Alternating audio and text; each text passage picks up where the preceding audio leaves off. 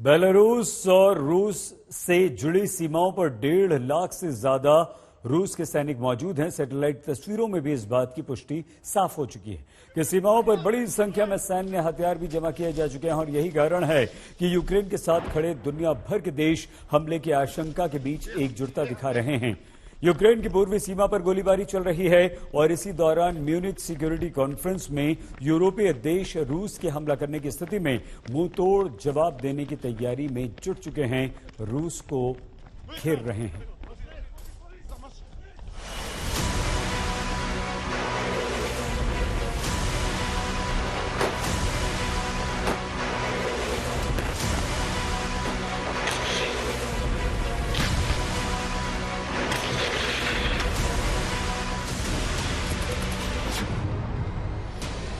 रूस एक बड़ी जंग की तैयारी कर रहा है। दुनिया भर के देश रूस को रोक पाने में फिलहाल कामयाब नहीं हुए। उसका युद्धाभ्यास इसी की एक झलक है।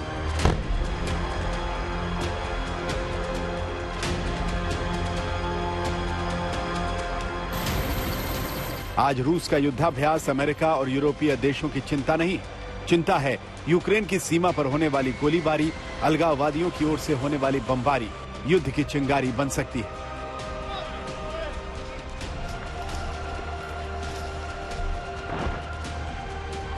पूर्वी यूक्रेन के नोबुलुहेंस्क का हाल जानने के लिए दुनिया भर की मीडिया वहां पहुंची थी, लेकिन वहां जब अचानक बमबारी शुरू हुई तो हालात खराब हो गए। वीडियो में यूक्रेन के अधिकारी, सेना के जवान और विदेशी मीडिया के लोग जान बचाकर भागते हुए नजर आ रहे हैं। बमबारी से बचने के लिए ये लोग जमीन पर लेटकर जान बचाने की जगह ढूंढने लगे।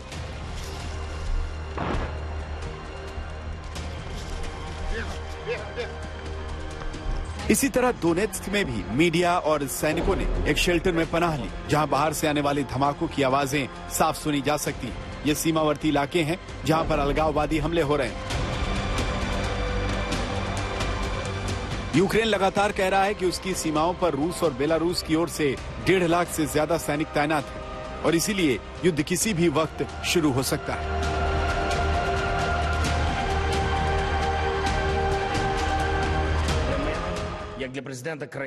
एक राष्ट्रपति के तौर पर जब मैं देखता हूं कि हमारी सीमाओं पर 1.5 लाख से ज्यादा रशियन सैनिक, सैन्य साजो सामान और हथियार मौजूद हैं, तो मेरा जवाब यही है कि दुनिया की सुरक्षा का ताना बाना कमजोर है। इसे बदलने की जरूरत है। 10 साल पहले जिन नियमों को दुनिया ने माना था वो अब लागू नहीं होते हैं।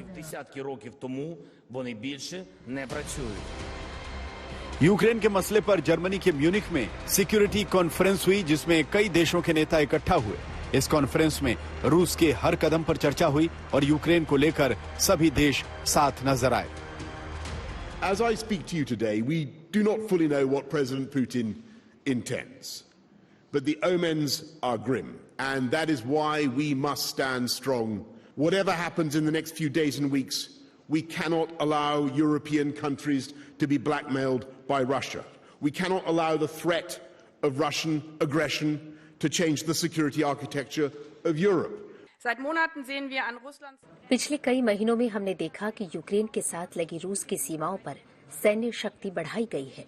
शीत युद्ध के बाद से ऐसी स्थिति नहीं देखी गई है और अलगाववादियों का पिछले 24 घंटों में जो रवैया रहा है, जिसके बारे में पहले भी बताया जा रहा है, ये युद्ध शुरू करने के माहौल बनाने जैसा है।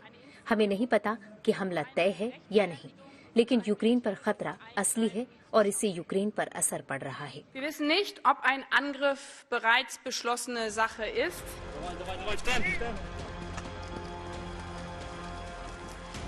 यूक्रेन की अलग अलग सीमाओं पर छोटे छोटे हमले लगातार किए जा रहे हैं। चेतसेव में भी गोलीबारी हुई। इन हमलों के बाद वहां पहुंचे सैनिकों और विदेशी मीडिया को भारी गोलीबारी के निशान मिले। यही वो जगह है जिसको लेकर यूक्रेन के राष्ट्रपति दुनिया भर को बता रहे हैं कि युद्ध काफी पहले से छिड़ चुका है।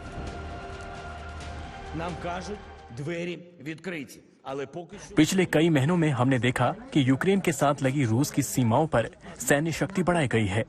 शीत युद्ध के बाद से ऐसी स्थिति नहीं देखी गई है और अलगाववादियों का पिछले 24 घंटे में जो रवैया रहा है, जिसके बारे में पहले भी बताया जा रहा है। ये युद्ध शुरू करने के माहौल बनाने जैसा है। हमें नहीं पता कि हमला तय है या नहीं, लेकिन यूक्रेन पर खतरा असली है और इससे यूक्रेन पर असर पड़ रहा है। अपने देश पर रूस के हमले का संकट भले ही यूक्रेन के राष्ट्रपति को परेशान कर रहा हो, लेकिन वो अपने देश के लिए आखिरी दम तक लड़ने की बात कह रहे हैं। रूस के मामले में किए गए एक सवाल के जवाब में उन्होंने हल्के फुल्के अंदाज में एक मजाक भी किया। ये घटना तब हुई जब सवाल का जवाब देते समय उनका माइक खराब हो गया। Just a second. I think cyber attack. Can I have another one for translation? Yes. But maybe you You see, can Russia's understand not here, but they're here. Well, it doesn't work. I'm sorry. अपने मजाकिया अंदाज में उन्होंने रूस पर किए गए सवाल का जवाब दिया और इसी के जरिए रूस को यह संदेश भी दिया कि हमले की स्थिति में जंग लंबे समय तक चल सकती है और यूक्रेन इसके लिए तैयार है। यूक्रेन के कीव से गौरव सावंत, आज तक।